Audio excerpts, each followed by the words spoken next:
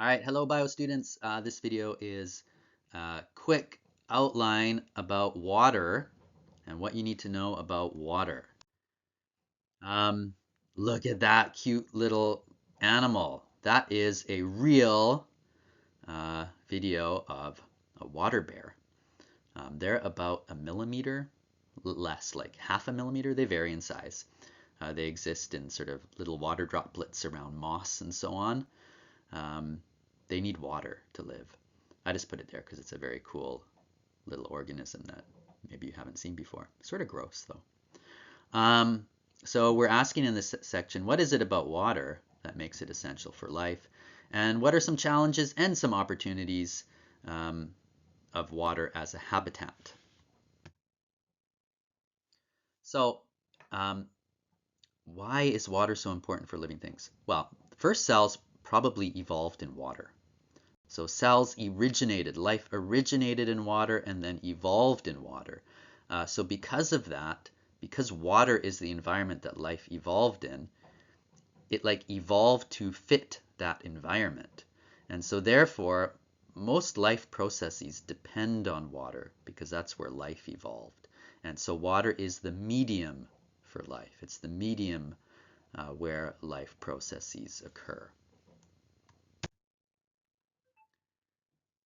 What is it about water that makes it so special and leads to all these sort of specific properties that impact living things? It's about the bond. It's a chemical reason. So water is H2O. It's made of two hydrogens bonded to an oxygen with a covalent bond. Now that covalent bond is a polar covalent bond. And so it means the electrons across that bond are shared unequally, such that there's more electrons. They spend more time around oxygen than around hydrogen, which makes the oxygen slightly negative and the hydrogen slightly positive. And when you get charges like that, they attract each other. So opposites attract. So we get these attractions between water molecules called hydrogen bonds. And there's a nice diagram. So every water molecule can create 4 hydrogen bonds with neighboring water molecules. So within the water molecule, we have these polar covalent bonds. That leads to slight charges. Okay, and that symbol there is a lowercase delta. You should be able to use that notation when you're drawing these kinds of things. The hydrogens become slightly positive and the oxygen slightly negative. And therefore, they attract each other. And so the hydrogen of one water molecule will be attracted to the oxygen of another. And one oxygen can make 2 hydrogen bonds with 2 other water molecules. And each hydrogen can make 1 hydrogen bond. So for a given water molecule, you can get 4 hydrogen bonds in total. Okay, so what are some of the properties that result from hydrogen bonding and why are they important? So the first one is cohesion, which is water molecules binding to other water molecules by hydrogen bonding. And one reason it's important is to allow for transpiration to occur in plants, for transpiration pull specifically. So when water evaporates from a leaf, it creates a transpiration pull, and that pull is transmitted from water molecule to water molecule in the xylem, and that's only possible because of hydrogen bonding, and that makes it possible for water to be pulled up from the roots to the leaves. Another outcome of cohesion is surface tension, and this creates habitats that organisms can use. So you can see a Jesus Christ lizard there, and you can see a water strider moving across the surface of water, which is only possible because of surface tension, which is only possible because of cohesion that results from hydrogen bonding. There's a nice image that shows hydrogen bonding in water, and you can see since every water molecule makes 4 hydrogen bonds, the ones at the surface have an extra hydrogen bond with each other because there's no water above it. And so at the surface, the hydrogen bonding is a little stronger than beneath. And that's what creates the surface tension. And all sorts of organisms can use this. That other image there is of a mosquito larva hanging underneath the water, hanging on that surface tension. Again, only possible because of hydrogen bonding. Another property of water, because of the hydrogen bonding, is adhesion. And so water molecules will adhere to other polar or charged molecules. And that has impacts on organisms. You can see in the diagram below this concept of capillary action.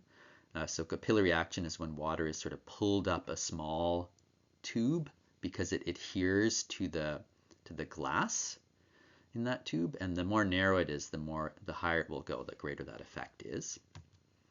And that's exactly what happens in soil. So that image on the bottom there is representing soil particles, and you can see that water can move up through soil particles because of capillary action, which is the result of adhesion of the water molecules to charged particles within the soil itself. And that allows water to overcome the force of gravity and move up. Really useful, right? Plants need to get water from deep in the soil. How does that water move up? It moves up against gravity via capillary action. Capillary action, this diagram again, is also happening in the cell walls. So if you look in the diagram in the middle, you can see there's cohesion, but there's also adhesion, where the water molecules will form hydrogen bonds with the cellulose fibers in the cell walls. And that also facilitates the movement of water in the xylem and up to the leaves. Another important property of water is its solvent properties, and it allows water to be a medium for metabolism and also a medium for transport in plants and animals. So many substances that living things use are soluble in water. Here I said soluble in blood, which is mostly water. And so looking at amino acids, they're all soluble because they have charged amino and carboxyl groups. And anything that's charged is usually soluble in water because the charges attract to the charges on the water molecules. Some of them have polar R groups as well, which makes them even more soluble. Some of them have charged R groups, so those acidic and basic ones at the bottom. But even the ones that have hydrophobic R groups, they're still soluble because the amino groups and carboxyl groups are charged. And that's great because it allows them to be transported, like when we eat and we break down proteins into amino acids and they go into our blood. We can carry them in our blood easily to all our cells where they're used. Just be careful with this. So yes, hydrophilic substances are often soluble in water. Charged substances like ions are soluble in water, but not everything that's hydrophilic is soluble because there's other factors that affect solubility. So you should be able to recognize this molecule now as cellulose. And cellulose forms hydrogen bonds. It has these slightly charged regions. It's a polar hydrophilic molecule. But because it's such a big molecule and it forms hydrogen bonds with neighboring molecules to form these microfibrils, it creates this large-sized molecule that is no longer soluble in water. So just a small detail there to be careful with. So some examples of substances and their solubility. Glucose, amino acids, ions like salt, sodium chloride, are all very highly soluble in water, easily transported in the blood. So when we get those nutrients from our food, we can transport them to our cells easily. Oxygen is only sparingly soluble, slightly soluble. That's why we need hemoglobin in our red blood cells to carry it. If we just relied on it dissolving in our blood, plasma, we would never get enough oxygen. So not everything is soluble in water, not everything we need, and that impacts how we function, right? That's why we have hemoglobin. Cholesterol and fats, not soluble. We still need them, so they're transported within these things called lipoproteins, which are molecules made of phospholipids and proteins. They're amphipathic, and so they can enclose a a nonpolar substance and then move through water because the outside of the lipoprotein is polar. Different substances are transported in different ways depending on their solubility. Water, since life evolved in water and life is made of a lot of water, water is the place where metabolism happens, and the metabolism of living things as they exist today would not be possible without water. So that's the Krebs cycle, right? That's an example of a complex metabolic pathway, a cycle. And that's only possible if all of these chemicals are dissolved in water and all these enzymes are dissolved in water so that they can move around freely and bump into each other and react. If they weren't dissolved in water, that wouldn't happen and this would just stop working.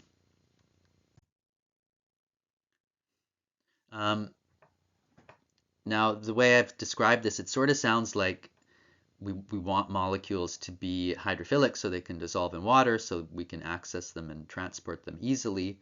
And that's true for many substances. Just keep in mind, and this is in the curriculum too, some molecules need to be hydrophobic to function properly. So the plasma membrane is a great example. The reason we have a bilayer is because we have these hydrophobic portions of the fatty acids. And without that, we wouldn't get these bilayers. And a bilayer is a good membrane, better than a monolayer. And so it allows for control of what we transport in and out and so on. So some molecules being hydrophobic in an aqueous environment allows them to function the way they're supposed to function. Integral proteins that go through the membrane, they have hydrophobic portions that allow it to position itself in the membrane the way they do. Cholesterol is mostly hydrophobic, except for that little end, that allows it to position in the membrane in just the right way to impact fluidity, and so on. So how do these properties of water impact living things? Here you need to talk about some specific physical properties of water. So buoyancy, viscosity, thermal conductivity, and specific heat, and talk about what they mean, and compare water and air, and discuss the impacts on specific living things. And they actually give us two specific species you should be able to discuss, the black-throated loon and the ringed seal. So let's go through each of those physical properties. First one, buoyancy. It's an upward force of a fluid on an object. It depends on the object's density and the fluid's density. So if the object is less dense than the fluid, there's more buoyant force. Now, living organisms, largely because we're made of a lot of water, have a density close to water.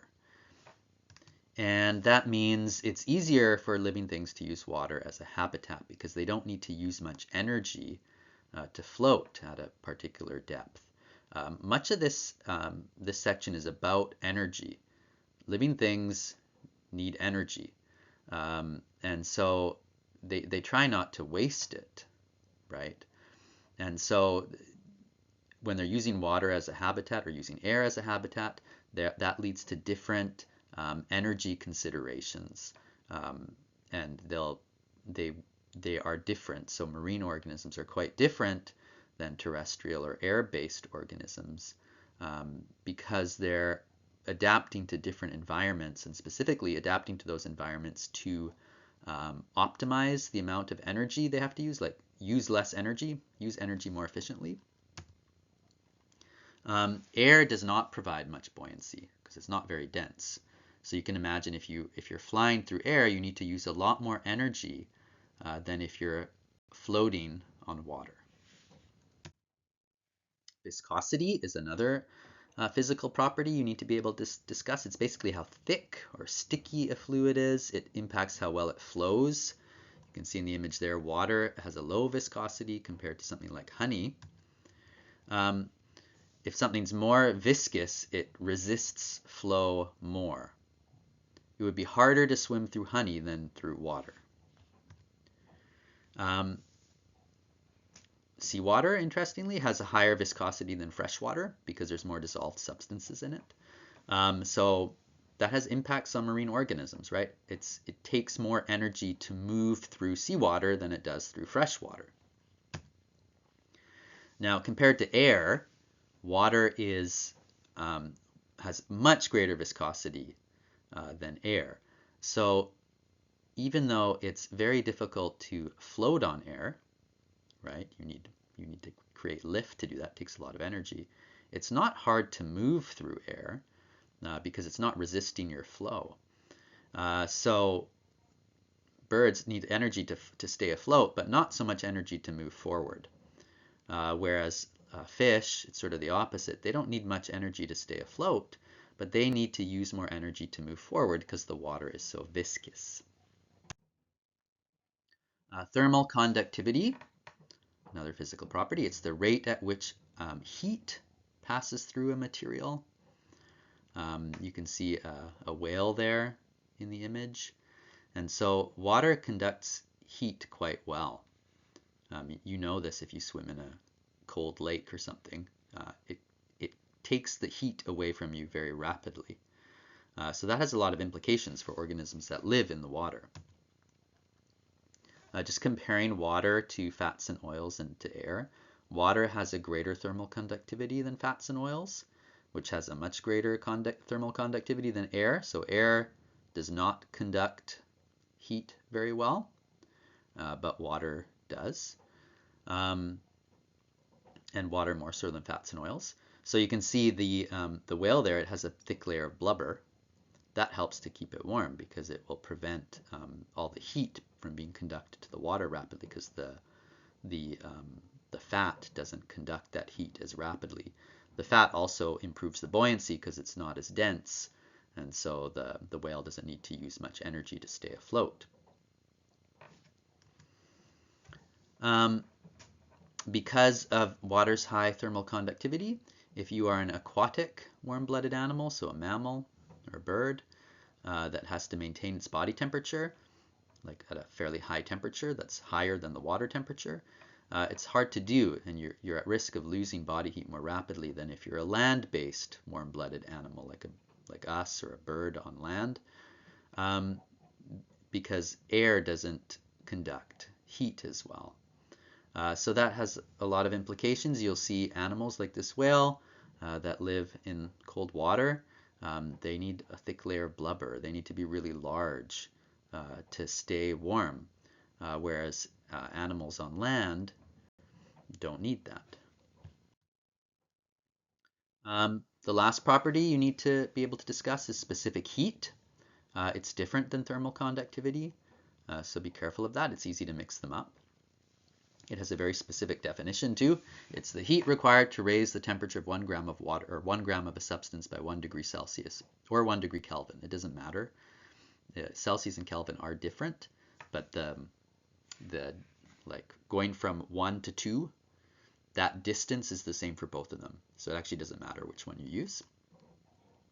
You can see there in this image on the left, it really shows the concept of what specific heat is.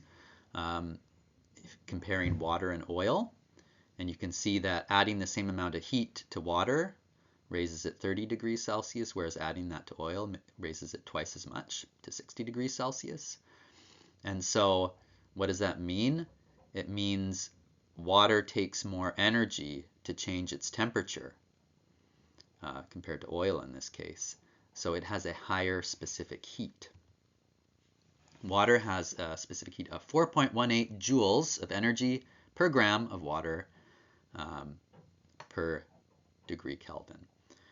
Air, to compare with air, is much lower. So it takes much less energy to change the temperature of air compared to water. What does this mean? Well, first let's just connect that back to hydrogen bonding. This is because of hydrogen bonding. Because there are these hydrogen bonds holding water molecules together, it takes more energy to get them moving more quickly. And so we can link back all of these properties back to the polarity and the hydrogen bonding. Whereas in air, we don't have that hydrogen bonding. So you can change the temperature of air much more rapidly. So this means a couple things. One, aquatic habitats are more thermally stable. They don't change their temperature that rapidly because it takes more energy to do so than terrestrial habitats that are in the air. So if you live in the water, you can sort of rest assured that the temperature of your habitat will remain relatively stable. I mean, it'll change from one season to the next, but not like from hour to hour or even day to day so much. There's not that much difference. Whereas if you're on land, there's big changes within a day, right? Like comparing day and night, it's a huge temperature difference. So that has implications. If you live on land, you have to be able to adapt to those changes day to day. In the water, you don't have to do that. The other thing is, since mammals and birds, which have to maintain their body temperature, are mostly made of water, we can maintain our temperature more easily because it takes a lot more energy to lose it because of the high specific heat of water, and we're made of water. It takes a lot of energy to change our temperature. And so that allows us to maintain our temperature more easily, not because we're in the water, but because we are mostly water.